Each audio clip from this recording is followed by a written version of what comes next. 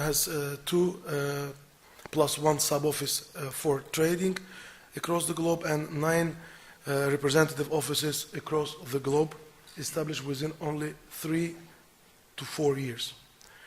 Petkim. The Petkim is the largest petrochemical company of Turkey, and since 2 years is owned by Sokar Turgaz Consortium. So this is now the largest foreign asset of Sokar. And so this is we have quite ambitious plans in Turkey to reach more than 30% of Turkish market in 5 years. And of course, in the years to come, more than 40% by 2018. And transforming Petkim into one of the most productive and competitive facilities of this kind in Europe. Azerchem. Azerchem is one of the biggest at that time and most developed chemical complexes in the former Soviet Union. Since this year, it was incorporated into Sokar structure, and this is, we can say, the latest asset of Sokar.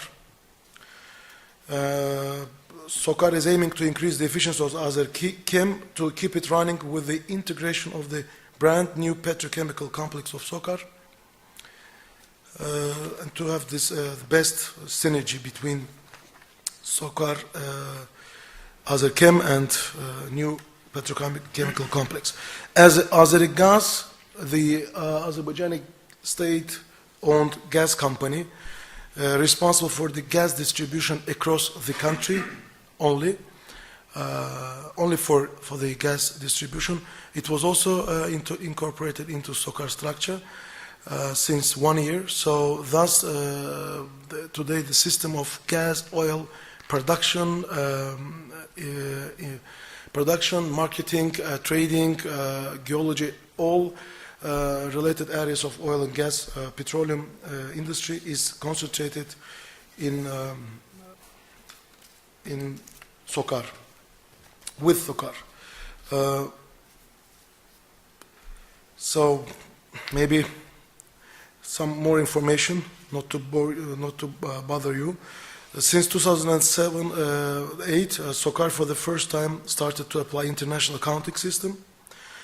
Also since 2009, Sokar has established Sokar Petroleum, which is now building petrol stations for the first time in our history across the country. So Sokar now becomes his own brand for petrol stations in Azerbaijan and also in the region.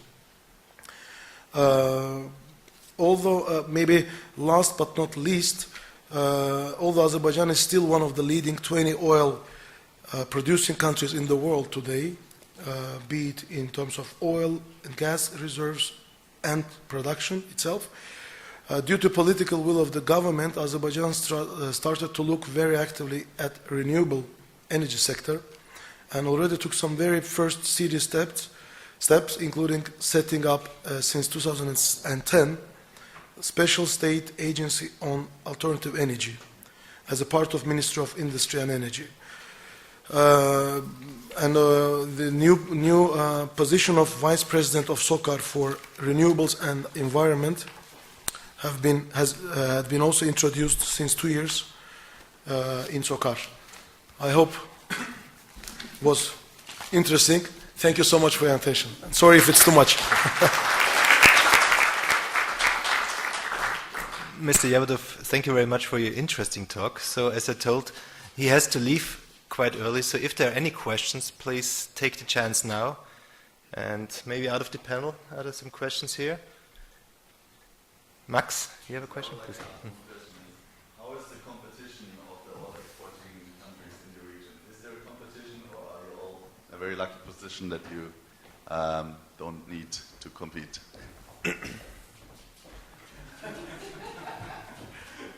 Sorry. Yeah, I like the picture, that's why. Actually, thanks to the geopolitical situation of Azerbaijan from one hand, having neighbors as Kazakhstan, we are not competing each other, we are complementing each other, and we are supporting each other in this oil and gas strategy. And we look at it actually both, and Both countries will look at this strategy as a Caspian hydrocarbons transportation to Europe and to other regions of the world. But coming to the Azerbaijani oil situation, which is you asked about the competition, probably there is no competition because Azeri Light is the highest oil quality in the world. Sorry. Thank you.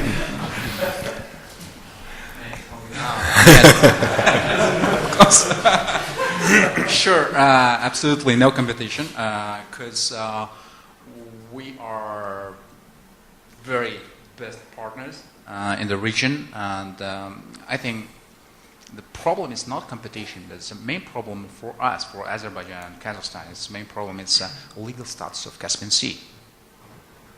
It's a huge problem now because without any legal status of the Caspian Sea, we cannot build any Trans-Caspian, some pipelines or something like that. So we are together and we have signed so much agreements and the contracts, and as you see, even the soccer has office in Astana. We are keeping very, very closely, and like Azerbaijan and Kazakhstan, we are one of the most oil supplier, non-OPEC supplier in the world. So if we'll be in the OPEC, probably we have to think about the competition, but we have no obligation. So we're a partner and we're friends. I hope so. Okay. There's a question upstairs, please. Young lady. Just a second for the mic, please. Yes. Thank you. Anyway, are the main source of living, like apart from oil, in Azerbaijan? Are they the main source, like? Yeah, source of revenue. I mean, other industry apart from oil. Okay, thank you for the question. My mandate is to speak about energy system of Azerbaijan, thanks to the governmental status of the company. But I think my ambassador will forgive me, so I will switch to other industries and other areas now. So other sources, of course, one of the main sources is the rapidly developing industry across the country. Factories are built, new factories, new plants are built in different areas. This is, let's call it industry development. The second area, non-oil area, is area of tourism. Azerbaijan, being a small country, size of just a bit bigger than Austria, we have 9 climatic zones out of 11 existing in the world. So that really helps us to attract more and more tourists, especially since regaining of independence after Soviet collapse.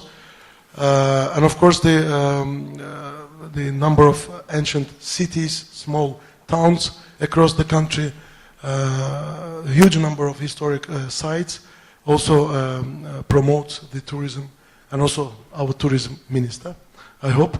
So that's the second area of of growth, which is now under rapid development, and some others probably. I'm writing up my thesis on oil and tourism industry. So do you think it's going to be sustainable? I mean, in 20 years, how do you see, if you are dealing with tourism now and you're dealing with oil industry, how do you think those two different industries can go along? Like, I mean, in 20 years, how do you see Azerbaijan? Sorry, which two? You do have two different industries, oil and tourism.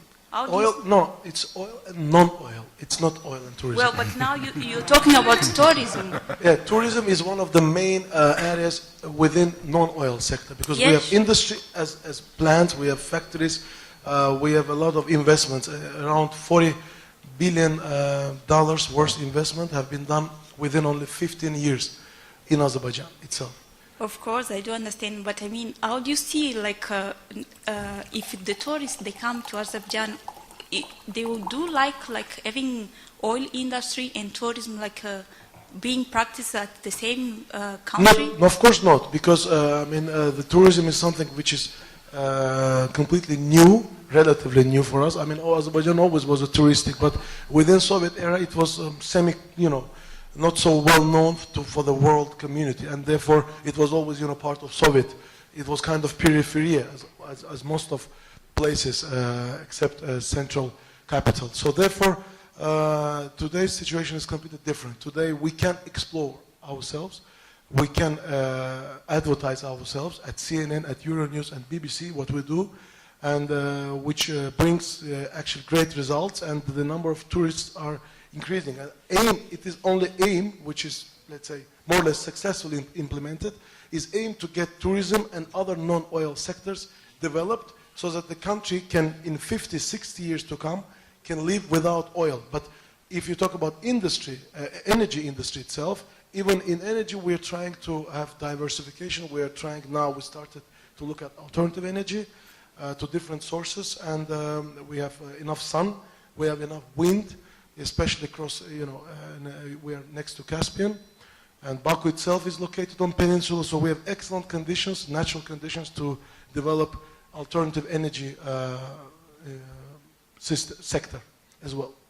Okay, so if I understood you right, so I mean in 16, 20 years, so Azerbaijan will be dealing only with tourism, but not with oil industry, kind of. I think we still will be dealing with oil into 20, 30 years.